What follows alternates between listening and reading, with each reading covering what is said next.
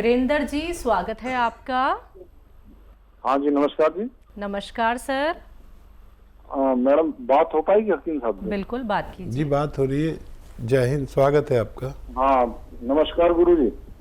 जय हिंद, आपका स्वागत है। बताइए क्या सवाल है भाई? हाँ, दोनों। एक तो ये सेफ भाई का बहुत बहुत धन्यवाद गुरु जी। एक तो गुरु जी, ये आज उस दिन जो सवाल किया था ना नमक के बारे में, वही उसमें मैं वो समझ नहीं पाया कौन सा नमक लेना है। काला नमक लेना है, सेंधा नमक लेना है, या ढेले वाला लेना है, एक आयोडीन वाला। 4 वैरायटी है, इसमें कौन सा नमक सही रहेगा गुरु जी? और एक सवाल ये था गुरु जी, वो मम्मी जी के बारे में जो पूछा था मैंने आपको, वो जो गर्भाशय के बारे में जो पूछा था, हाँ, एक वो है, वो समझ नहीं पाया था, मैं लिख नहीं पाया था। आपने क्या बताया था गुरु जी? ठीक। अच्छा गुरु जी, ये है कि जैसे छाछ है, जैसे आप बताते हो ना, ये सिर का बनाना होता है, तो इसमें हम छाछ और तांबा मिला सकते हैं? जैसे और जिस चीज का भी हमें बनाना हो, जैसे पौधे पे डालते हैं तो उसमें छाछ और तांबा मिला देते हैं, तो बहुत खट्टा हो जाता है, उसको स्प्रे करते हैं फिर उससे सारे कीड़े वगैरह सब मर जाते हैं। तो एलोवेरा के उसमें ये मिला सकते हैं? जैसे सिर का बनाना होता है, आप बताते हो, बंद उसको बाल्टी में रख देते हैं, ठीक क्या है, ये ठीक मिला है। सकते हैं? ये सवाल है गुरु जी। और एक ये है कि ये गुलाब जल और फिटकरी का आपने कल जो बताया था नुस्खा, टीवी पे शाम को जो बताया था, एक इसके बारे में पूछना है गुरु जी। ठीक है। अच्छा देखिए, तांबा नहीं मिला सकते सिरके में, तांबा नहीं मिला सकते, वो बहुत खतरनाक रिएक्शन करता है। और तांबा दरअसल जहरीला होता है। इसको बस किसी भी एसिड में, यानी ना नमक डाल सकते हैं इसमें, ना कुछ और ऐसा एसिड, तांबा उससे रिएक्ट करके जो लिक्विड बनाता है वो जहरीला होता है, तो तांबा तो बिल्कुल नहीं डाल सकते। और क्या पूछा है नमक के बारे में, मैंने आपको बताया। देखिए, नमकियात तो बहुत होते हैं, लेकिन मैंने कभी ये नमक नहीं बताया। मैं हमेशा नमक जैतून की सिफारिश करता हूँ। नमक जैतून आप लिख लें, नमक जैतून असली लें। ये स्वाद में नमकीन नहीं होता, इसकी पहचान है, देखने में बिल्कुल नमक जैसा होता है। एक चुटकी दिन में 1 बार या 2 बार इसे इस्तेमाल कर सकते हैं। जी, माता जी को लेके सवाल था, गर्भाशय उनका बाहर आ गया था। हाँ, तो उनके लिए मैंने बताया था, मुझे याद है कि गोंद चिलगोज़ा, चिलगोज़े का गोंद। चिलगोज़ा एक ड्राई फ्रूट है जो जितने दुनिया में ड्राई फ्रूट हैं उनमें सबसे महंगा आता है, और उसका गोंद उससे भी महंगा आता है, लेकिन 10-20 रुपये रोज़ की दवा से ज़्यादा नहीं होता है। बस एक चुटकी गोंद चिलगोज़ा उन्हें खिलाएं, और एक चुटकी खाने का सोडा, जो मीठा सोडा कहलाता है, 2 गिलास पानी में मिला के ये पानी पिला दिया करें आपकी माता जी के लिए। ये नुस्खा जी। अगले कॉलर हैं रविशंकर जी, स्वागत है आपका। हेलो जी सर। मैडम, नमस्ते भाईजान, सलाम वालेकुम जी। जय हिंद, स्वागत है भाई आपका। भाईजान, मैं रविशंकर मिश्रा बोल रहा हूँ, एक भूतपूर्व सैनिक हूँ। जी जी, इस्तकबाल है आपका, स्वागत है। भाईजान, मैं आपसे 2019 से जुड़ा हुआ हूँ, आपकी कंपनी से, और आपके प्रोडक्ट को देखते रहता हूँ। आपके जो बताते रहते हैं नुस्खे, वो नुस्खे भी देखते रहता हूँ भाईजान, और लोगों को वो नुस्खे भी बताता हूँ, और आपके कंपनी से दवा बुला करके भी देता हूँ। इसमें हमारी जो बहन रेखा है 36 नंबर, उनके माध्यम से बुला के मैं बहुत से लखनऊ वालों को सुधार चुका। आपकी जैतून का सिरका है, काला गोंद है, सिया गोंद है, ऐसी जो चीज लगती है वो चीज बुलाकर देते रहता हूँ भाईजान। कितने लोगों को फायदा पहुंचाया होगा आपने? कम से कम भाईजान 10 से 12 आदमी ठीक हो गए। अच्छा, बहुत बहुत शुक्रिया, आपने लोगों की सेवा की। अपना नंबर लिखवाना, फ़ोन काटना नहीं, ये हमारे मीडिया कर्मी आपका नंबर लिखेंगे बात होने के बाद, काटिए नहीं। तो हमारे मीडिया कर्मी आपसे संपर्क करेंगे, आपका इंटरव्यू और सब कुछ इन्हें चाहिए ताकि लोगों को फ़ायदा पहुंच सके। और बताइए क्या सेवा? बढ़िया सर, कोई एक प्रॉब्लम, शुगर तो है मेरे को। इनने मेरे को नमक शिवरंजन भेज दिया, शिवरंजन भेज दिया साहब सर, तो उसको कैसा करना है बता दीजिए आप। ठीक है, ठीक है। हाँ देखिए, नमक शिवरंजनी और नमक जैतून और नमक कलौंजी, ये तीनों चीज़ें एक सा काम करती है। जहाँ नमक जैतून की ज़रूरत पड़े वहाँ पर आप इसे एक चुटकी एक वक्त में इस्तेमाल कर सकते हैं। और ये भी वही सलाहियतें रखता है जो नमक जैतून और नमक कलौंजी में है। अगले कॉलर हैं हमारे साथ, बात कर लेते हैं। हरियाणा से है निर्मला जी, स्वागत है आपका। हाँ जी, नमस्कार मैम। जी नमस्कार मैम। नमस्कार भाई साहब सुलेमान जी। जय हिंद, स्वागत है हमारी बहन का। सर मेरा आपसे एक प्रश्न है सर। जी। मेरा लड़का है सर, उसकी उम्र 14 साल है सर। उसको ना आधे सर में दर्द रहता है और आंखें भारी भारीपन रहता है आंखों में।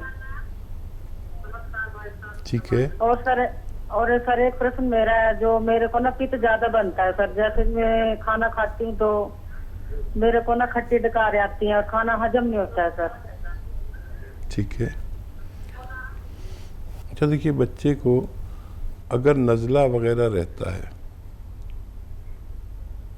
और नज़ला हुआ, खांसी हुई, बलगम हुआ और उसने कोई दवा ले ली एंटी एलर्जिक, तो वो सब कुछ सुखा देती है, नसों में बलगम को सुखा देती है। तो अगर ऐसा होता है तो बलगम निकालने की दवाएं, कफ निकालने की दवाएं डॉक्टर से लें अपने, जिससे आप इलाज कराते हैं, तो वो निकलते ही आपका बच्चा तंदुरुस्त हो सकता है।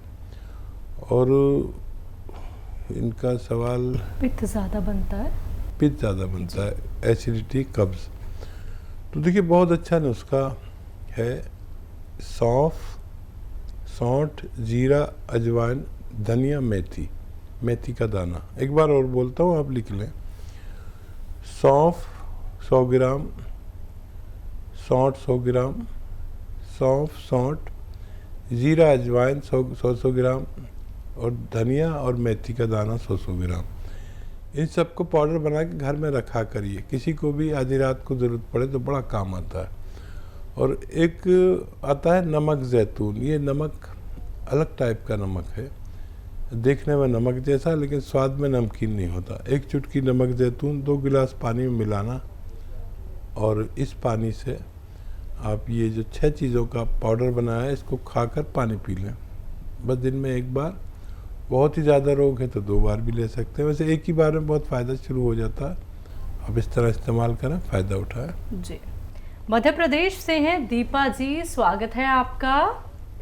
जी दीदी, राधा स्वामी। राधे राधे मैम। दीपा बोल रही हूँ। हाँ जी जी, मैं दीपा बोल रही हूँ। मेरे 2 सवाल हैं दी, प्लीज आप अच्छे से लिख लीजिए। बिल्कुल दी, वो मेरे ना एक जीजा जी के लिए सवाल हैं, क्योंकि मैं उनको किसी को नुस्खे बताती रहती हूँ तो बहुत ना फायदे करते हैं, तो वो बोल रहे थे मेरे लिए भी पूछना।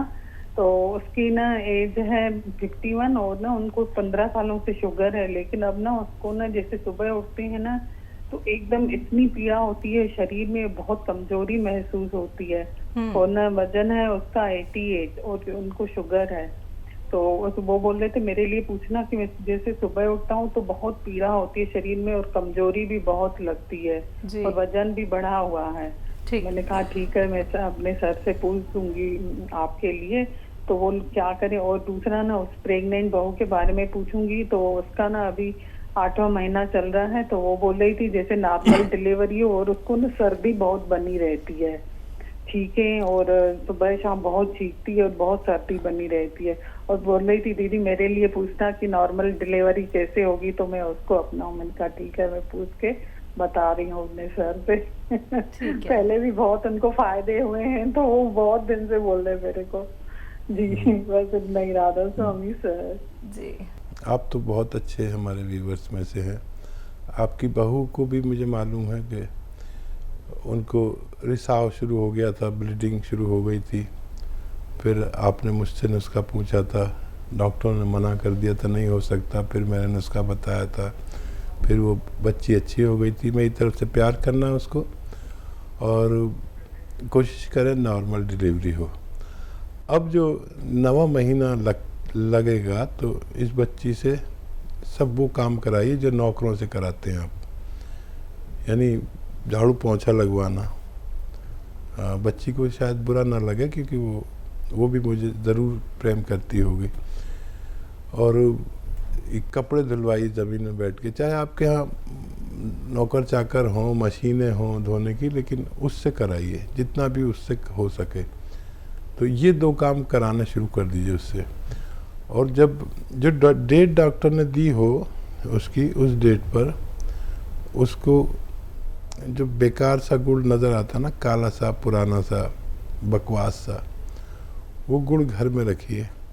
जो डॉक्टर ने डेट दी है उस डेट से 1 दिन पहले ऐसे 50 ग्राम खिलाना, फिर अगले दिन 50 ग्राम या 100 ग्राम खा ले किसी तरह, और खूब पानी पिए। आपकी बच्ची को बहुत नॉर्मल डिलीवरी हो सकती है जी। और जीजा जी के लिए देखिए, आपको तो पता ही है, अगर दर्द है तो गौनसिया देना है, आधा ग्राम देना है, 2 बार देना है या 1 बार भी दे सकते हैं।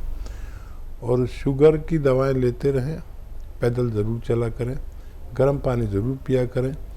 और या तो कौन जामुन आपको पता है बहुत असरदार है, 1 चुटकी 2 बार दिया करें, खाने से पहले देना बेहतर है। 1 चुटकी से ज़्यादा ना दें और 2 बार से ज़्यादा ना दें, तो उनको भी फ़ायदा होना मुमकिन है। जी। रतन तन्हा जी, स्वागत है आपका। जी नमस्कार। नमस्कार सर। जय भारत हकीम साहब। जय हिंद, जय भीम। और आपकी भी जय, रतन वालों की भी जय, रंगीला की भी जय, रतन की भी। जी, मेरा मिजाज, शारीरिक मिजाज सर्द है सर। ठीक है सर। और लोगों का विचार है कि मेरा मिजाज गर्म है, लेकिन मैं ये भी बताता हूँ, जब आप देखते कोई श्रोता की बात पर, कोई लिसनर्स की बात पर आप जब भावुक होते हैं तो मैं भी भावुक हो जाता हूँ, मेरी भी आंखें भर आती है। मैं कोई धारावाहिक देखता हूँ तो कोई ऐसा छनाता, कोई फिल्म देखता हूँ ऐसा छना, तो मेरी आंखें बार बार भर आती है। मैं नहीं जानता कि मेरा असल में मिजाज क्या है। शारीरिक मिजाज तो सर्द है, ये जानता हूँ। जब मौसम चेंज होता है तो मुझे तकलीफ होती है थोड़ी बहुत, सर्दी वगैरह की। दोस्तों को ये आशा रहता है मुझसे कि मैं उनके हर बात पर जी हुजूरी करूं, उनका मैंने कोई भी गलत बात हो तो मैं उसमें हाँ में हाँ मिलाऊं। लेकिन मेरा वो मिजाज उस समय गर्म हो जाता है। मैं मुंह ठीक सामने, उनके चेहरे के सामने 2 टूक मैं कह देता हूँ कि नहीं यह गलत है। और ये तो अब जाने बता चुका हूँ कि मैं भावुक हूँ अंदर से। तो ये मौसम चेंज हो रहा है सर। मैंने उन्नाव, लिसोड़ा और अलसी और पीपल, इसका 150 के रेशियो से बनाया हुआ है सर। मौसम चेंज हो रहा, मैं खुद के लिए बनाया हूँ और शुरू भी कर चुका हूँ। तो क्या मैं ये जो 450-500 का बनाया हूँ पूरा खुद खा सकता हूँ या बचने पर किसी को दे भी सकता हूँ सर? और दूसरा प्रश्न है सर, मेरा एक हवीज है बचपन का जी, तो वो थोड़ा सा यौन शक्ति वो कह रहा, आज ही फोन आया था रांची से, बोला मैं कुछ कम हो रहा है, तो उसके बारे में कुछ बताइएगा सर। ठीक है। ठीक। हाँ देखिए, मिजाज जो है इंसान का वो उस चीज़ पर निर्भर है कि अगर आपको नज़ला, खांसी, बलगम, छींकें अक्सर आती हैं और जल्दी आप किसी रोग में ग्रस्त हो जाते हैं तो आप सर्द मिजाज हैं, चाहे गुस्सा आपको कितना ही आता हो। तो गुस्से से मिजाज का कोई ताल्लुक़ नहीं है।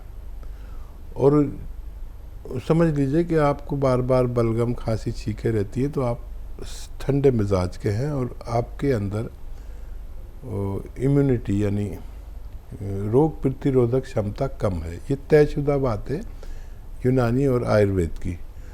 और वो मिजाज का अगर बात करें जो भावुक होने वाली बात है, तो उस मिजाज में आप मुझ जैसे हैं, समझे। ये हमारी दोनों चीज़ें मिलती हैं, इसीलिए हम एक दूसरे को पसंद करते हैं। तो वो मेरा भी हाल है कि मैं बिल्कुल जवान था, फिल्मों का बड़ा शौक़ था, मैं चला गया पिक्चर देखने। इत्तेफाक से मेरे चारों तरफ लड़कियां बैठी हुई थी और मैं अकेला, और वो जो सीन आया जज्बाती सीन, तो मैं तो इतना बुरी तरह रो रहा था और वो सब लड़की मुझ पर हंस रही थी। तो ये हमारा मिजाज है, आपका और हमारा मिजाज मिलता हुआ है। ये बहुत पसंद किया जाता है भगवान की तरफ से, रोने वाली आँख को भगवान बहुत पसंद करता है, और यही आँख अगर अपने रब के आगे रोए तो बहुत, जो चाहो भगवान से मनवा लो। और अगर वक्त ऐसा हो कि रात के 12 बजे के बाद का, जब सब सो चुके हो और आप उठ के सजदे में उससे कुछ जो बातें करोगे, तो उसकी सरगोशियाँ भगवान के यहाँ होती हैं। जो आप यहाँ बोलते हो वहाँ सुनाई देता है। याद रखें आप, ये वो वक्त है जब आप अपने रब से सब कुछ मनवा सकते हो। और खुददार होना बहुत अच्छी बात है। अगर कोई चापलूसी कराना चाहे तो ये मिजाज नहीं है आपका, आप नहीं कर सकते, आप मर जाएंगे, चापलूसी नहीं करेंगे। और एक शेर याद आ रहा है कि